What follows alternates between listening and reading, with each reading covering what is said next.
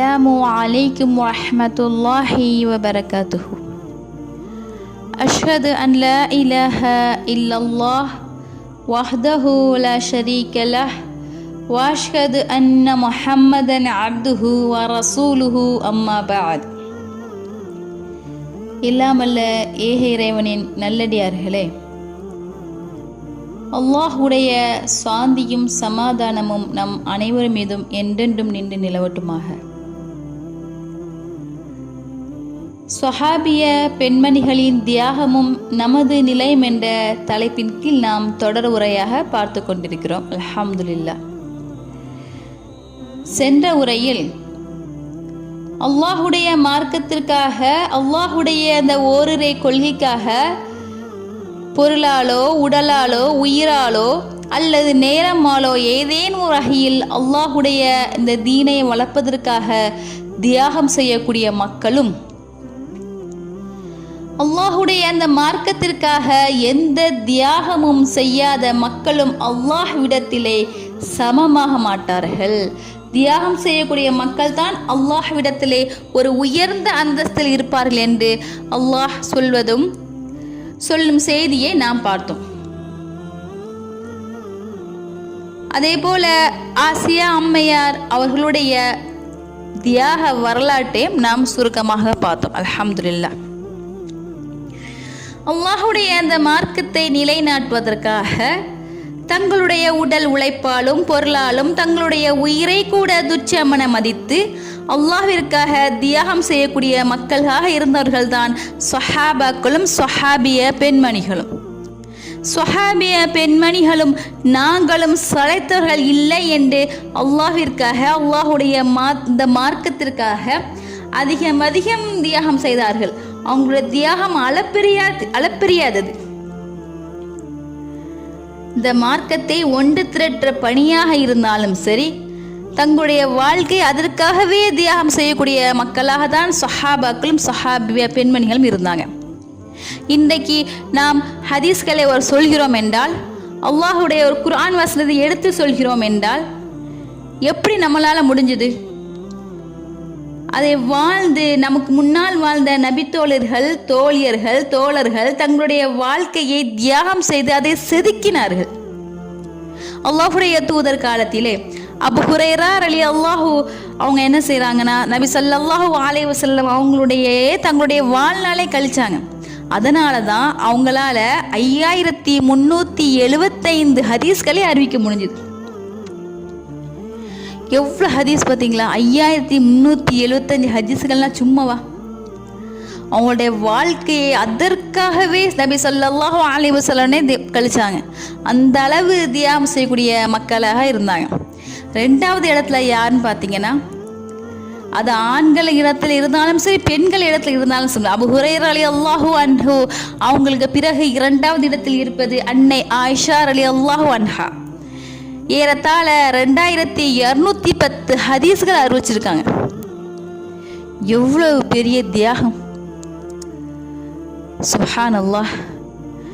இவங்களுக்கு அடுத்தது பெண்களுடைய இடத்தில் 3வது இடத்தில் இருப்பது உம்மு சலமா ரலியல்லாஹு அன்ஹா 378 ஹதீஸ்களும், அஸ்மா பின்த் யஸீத் ரலியல்லாஹு அன்ஹா 81 ஹதீஸ்களும், மைமுனா பின்த் அல் ஹாரிஸ் ரலியல்லாஹு அன்ஹா 76 ஹதீஸ்களும், இன்னும் உம்மு ஹபீபா ரலியல்லாஹு அன்ஹா 65 ஹதீஸ்களும், ஹப்ஸா பின்த் உமர் ரலியல்லாஹு அன்ஹா 60 ஹதீஸ்களும், அஸ்மா பின்த் அபூபக்கர் ரலியல்லாஹு அன்ஹா 58 ஹதீஸ்களும், உம்மு சுலைம் ரலியல்லாஹு அன்ஹா 14 ஹதீஸ்களும் என ஏறத்தாழ 74 நபித்தோழிகளுடைய வரிசை பட்டியலை நாம் சொல்லிக்கொண்டே போகலாம். அல்ஹம்துலில்லாஹ்.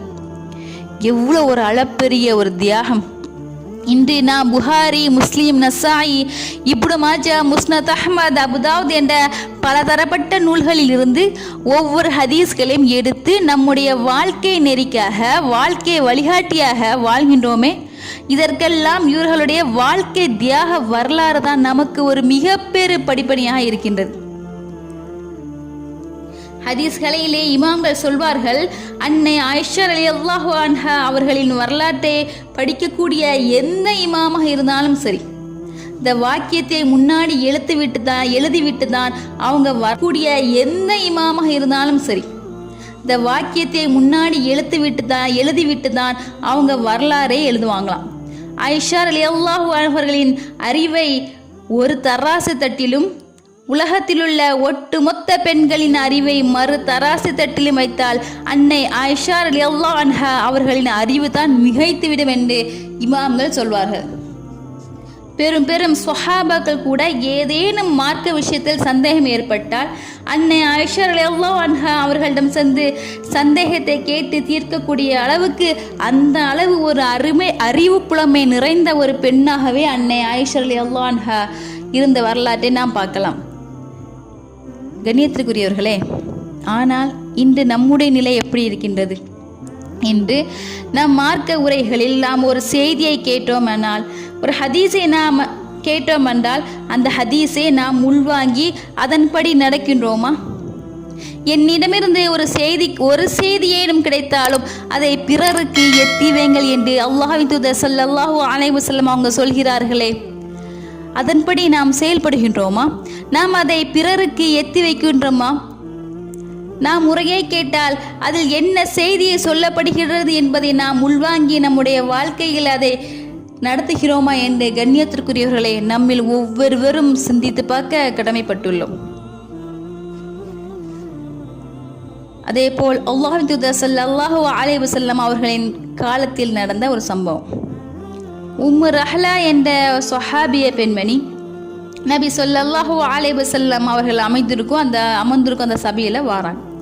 வந்து ரொம்ப ஒரு வருத்தத்துடனே வாராங்க, ரொம்ப கவலையாக வாராங்க. வந்து சொல்கிறாங்க, யா ரசூலுல்லாஹ், எங்களுக்காக மார்க்க விஷயங்களை கற்றுத்தருவதற்காக சில நாட்கள் நீங்கள் ஒதுக்கலாம் இல்லையா?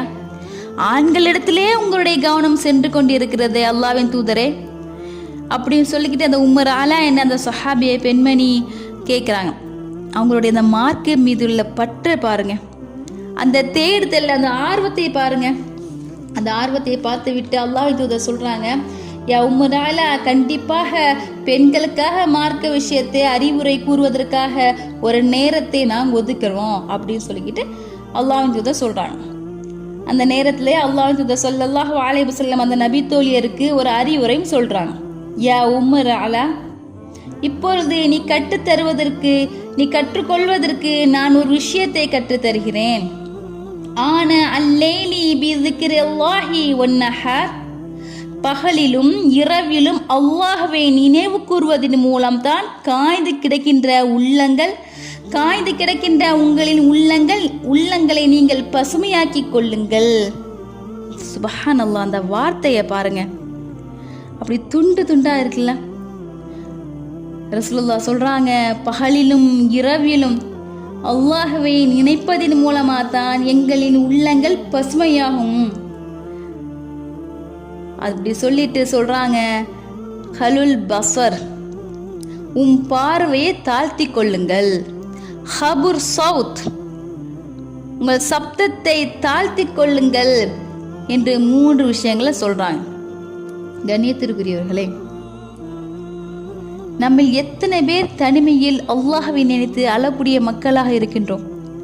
பகலிலும் இரவிலும் அல்லாஹ்வை நினைப்பதற்கு நமக்கு நேரம் இருக்கிறதா இல்லையா? அல்லாஹ்வின் படைப்பின் வல்லமை நினைத்து நாம் பூரித்து போகக்கூடிய மக்களாக இருக்கின்றோமா? அல்லாஹ்வை நினைத்து தனிமையில் அழக்கூடிய மக்களுக்கு நாளை மறுமையில் அரிசி நிழல் தருகிறேன் அல்ல ரஹ்மான் நமக்கு சொல்றானே, அப்படிப்பட்ட ஒரு சிறந்த மக்களாக நாம் இருக்கிறோமா என்பதை நாம் பரிசீலித்து நம்மளை பார்க்க வேண்டும். அதே போல் அந்நிய ஆண்களை கடக்கும் பொழுதும் அந்நிய பெண்களை கடக்கும் பொழுதும் நம்முடைய தகாத பார்வையை நாம் தாழ்த்தி கொள்கிறோமா? நாம் தேவையில்லாமல் நாம் சப்தத்தை உயர்த்தாமல் நாம் இருக்கின்றோம் என்பது நம்மில் நாமே பரிசீலனை பார்க்க நாம் கடமைப்பட்டுள்ளோம். ஒரு நாளில் சுப்ஹானல்லாஹ் என்று 100 தடவை நாம் சொன்னால் 1000 மடங்கு அல்லாஹ் அந்த நன்மையை தருவான் என்றார்கள். சுப்ஹானல்லாஹில் அலீம் வ பிஹம்திஹி என்று நாம் சொல்கின்ற ஒவ்வொரு வார்த்தைக்கும் அல்லாஹ் சொர்க்கத்தில் ஒரு மரத்தை நட்டுகிறான் என்றார்கள். சுப்ஹானல்லாஹி வ பிஹம்திஹி என்று நாம் 100 தடவை ஒரு நாளைக்கு சொன்னால் கடல் நுரையளவு பாவம் இருந்தாலும் அதை அல்லாஹ் மன்னிப்பான் என்றார்கள். இப்படி எத்தனை எத்தனை எத்தனை திக்ருகள் இருக்கிறது. அதை நாம் வாழ்வில் நாம் அமல் செய்யக்கூடிய மக்களாக நாம் இருக்க வேண்டும். கண்ணியத்திற்குரியவர்களே, நாம் ஆணாக இருந்தாலும் சரி, பெண்ணாக இருந்தாலும் சரி, நாம் ஏதேனும் ஒரு வேலையில் நாம் ஈடுபட கூட நம்முடைய நாவு சும்மா தானே இருக்குது. அந்த நாவினால் நாம் திக்ருகளே சொல்லும் பொழுது எவ்வளவு நன்மைகளை வல்ல ரஹ்மான் நமக்கு தருவதாக கூறுகிறான். அதிகம் அவனை நினைக்கக்கூடிய மக்களாக நாம் அனைவரும் வல்ல ரஹ்மான் நம்மளே ஆக்க வேண்டும். அதே போல நபி ஸல்லல்லாஹு அலைஹி வஸல்லம் அவர்களுடைய வாழ்க்கையில் நடந்த இன்னொரு சம்பவம். முஹம்மது நபி என்ன செய்றாங்க, ஃபஜ்ர் தொழுது விட்டு நபியுடைய மனைவியான அன்னை ஜுவைரியா ரலியல்லாஹு அன்ஹா அவர்களின் வீட்டுக்கு வராங்க. வரும்போது அன்னை ஜுவைரியா ரலியல்லாஹு அன்ஹா என்ன செய்றாங்கன்னா, ஃபஜ்ர் தொழுதுட்டு அதே இடத்துல, எந்த இடத்துல ஃபஜ்ர் தொழுதாங்களோ அதே இடத்துல இருக்கிறாங்க. இருந்து அல்லாஹ்வை திக்ரு செய்துட்டே இருக்கிறாங்க. அப்போது முகமது நபி என்ன பண்ணுறாங்கன்னா, ஏதோ ஒரு வேலை நிமித்தத்தின் காரணமாக அந்த இடத்தை விட்டு உடனே என்ன செய்கிறாங்க, வீட்டு வெளியே போயிட்டு அவங்க வேலையெல்லாம் முடிச்சுக்கிட்டு திரும்ப என்ன ஆகிறாங்கன்னா, திரும்ப அதே வீட்டுக்கு வரும்போது பார்க்குறாங்க, லுஹாவுடைய நேரத்தில் வராங்க வீட்டுக்கு. லுஹாவுடைய நேரத்தில் ஃபஜ்ர் விட்டு வெளியே போனவங்க லுஹாவுடைய நேரத்தில் வீட்டுக்குள்ளே வராங்க. வந்து பார்க்கும்போது அன்னை ஜுவைரியா ரலியல்லாஹு அன்ஹா அதே இடத்துல எப்படி ஃபஜ்ரை விட்டு ஃபஜ்ர் டைமில் இருந்தாங்களோ அதே இடத்துல இருந்து விட்டு அல்லாஹ்வை திக்ரு செய்யக்கூடிய பெண்ணாக இருக்கிறாங்க. அப்போ இதை பார்த்து கேட்குறாங்க, லுஹாவுடைய நேரம் எப்போ? லுஹாவுடைய நேரம் அப்படின்னா சூரியன் உதித்ததுல இருந்து சூரியன் மறையத்துக்கு சூரியன் உச்சியில் வரத்துக்கு ஒரு 10 நிமிடம் முன்னாடி தான் லுஹாவுடைய நேரம். சரியா? அப்போது லுஹா தொழுகை அப்படின்னா 2 ரக்காத்துல இருந்து நாம் 8 ரக்காத்து வரைக்கும் லுஹாவை தொழலாம். லுஹா தொழும்போது நாம் நம்முடைய மூட்டுக்கு தர்மம் செய்த ஒவ்வொரு மூற்றுக்கும் நாம் தர்மம் செய்த நன்மை லுஹா தொழுவதில் நமக்கு அல்ஹம்துலில்லாஹ் கிடைக்குது. அப்போது நபி ஸல்லல்லாஹு அலைஹி வஸல்லம் தன்னுடைய மனைவி பார்த்து கேட்குறாங்க, யா ஜுவைரியா, நான் உங்களை விட்டு பிரிந்து சென்ற நேரத்திலிருந்து நீங்கள் இப்போ வரைக்கும் அதே இடத்துல இருக்கிறீங்களா என்று ஒரு திகைத்து. இப்போ நம்ம வீட்டை விட்டு வெளியே போகிறோம், ஒருத்தவங்க ஒரு இடத்துல இருக்கிறாங்க, ஒரு வேலை செய்து இருக்கிறாங்க. திரும்ப ரொம்ப நேரம் கழித்து வரும்போது அவங்க அதே இடத்துல இருந்து அந்த வேலையை செய்யும்போது நம்ம எப்படி நம்ம கேட்போம், இன்னும் இதே இடத்துல தான் இருக்கிறீங்களா அப்படி ஒரு ஆச்சரியமாக கேட்போம் இல்லையா? அதே போல் ஸல்லல்லாஹு அலைஹி வஸல்லம் கேட்குறாங்க, யா ஜுவைரியா, நான் உங்களை பிரிந்து சென்ற நேரத்தில் இருந்து இன்னும் நீங்கள் அதே இடத்துல அல்லாஹ்வை திக்ரு செய்துக்கு நீங்கள் கொண்டு இருக்கிறீங்களா அப்படின்னு கேட்டு சொல்கிறாங்க, நான் உங்களுக்கு ஒரு 4 வார்த்தையை கற்றுத்தருகிறேன். அந்த வார்த்தையை நீங்கள் ஃபஜ்ர் தொழுத பிறகு, சுபு தொழுத பிறகு அதை 3 முறை நீங்கள் சொன்னால் போதும். அந்த நாளில் நீங்கள் என்ன நன்மை செய்தாலும் சரி, அந்த திக்ரை, அந்த அல்லாஹுடைய அந்த திக்ரை மிகைத்து விட முடியாது. அந்த அளவு நன்மை வாய்ந்த ஒரு திக்ரை நான் உங்களுக்கு சொல்லித்தாரேன் சொல்லிக்கிட்டு அந்த திக்ரை சொல்லி கொடுக்குறாங்க.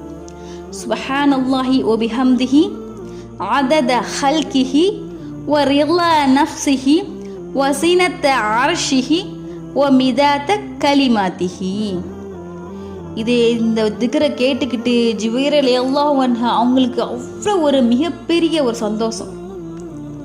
ரொம்ப அவங்க அவ்வளோ அந்த அளவு அந்த திக்ரை தன்னுடைய உள்ளத்தில் ஆழமாக பதிய வச்சு தன்னுடைய வாழ்நாளில் அதை அமல்படுத்தக்கூடிய பெண்ணாகவே இருந்தாங்க. அந்த திக்ரு பாருங்க, அந்த திக்ருடைய அர்த்தத்தை பாருங்க. சுப்ஹானல்லாஹி வ பிஹம்திஹி, யா அல்லாஹ், நான் உன்னை போற்றி புகழ்கிறேன். வ அதத ஹல்கிஹி, உன் படைப்பின் எண்ணிக்கை அளவுக்கு நான் புகழ்கிறேன். வ ரிலா நஃப்ஸிஹி, உன்னுடைய உள்ளம் பொருந்திக் கொள்கின்ற அளவுக்கு நான் உன்னை புகழ்கிறேன். வ ஸினத அர்ஷிஹி, உன்னுடைய அரிஷின் எடை அளவுக்கு நான் உன்னை புகழ்கிறேன். வ மிதாத கலிமாத்திஹி, யா உன்னுடைய வார்த்தை, யா அல்லாஹ், உன்னுடைய வார்த்தை எங்கெல்லாம் பரவி இருக்கின்றதோ அந்த வார்த்தையின் எண்ணிக்கை அளவுக்கு நான் உன்னை புகழ்கிறேன் என்ற அந்த திக்ரை சொல்லி கொடுக்குறாங்க. அப்போது அந்த திக்ரை நம்முடைய வாழ்நாளில் அமல்படுத்தக்கூடிய மக்களாக இருப்போமாக. கண்ணியத்திற்குரியவர்களே, இன்னும் அதிகமான சஹாபிய பெண்மகளின் தியாக வரலாறை நாம் வரும் காலங்களில் பார்ப்போம். வாஹித் அவானா அனில் ஹம்துலில்லாஹி ரபில் ஆலமீன். அஸ்ஸலாமு அலைக்கும் வரஹ்மத்துல்லாஹி வபரகாத்துஹு.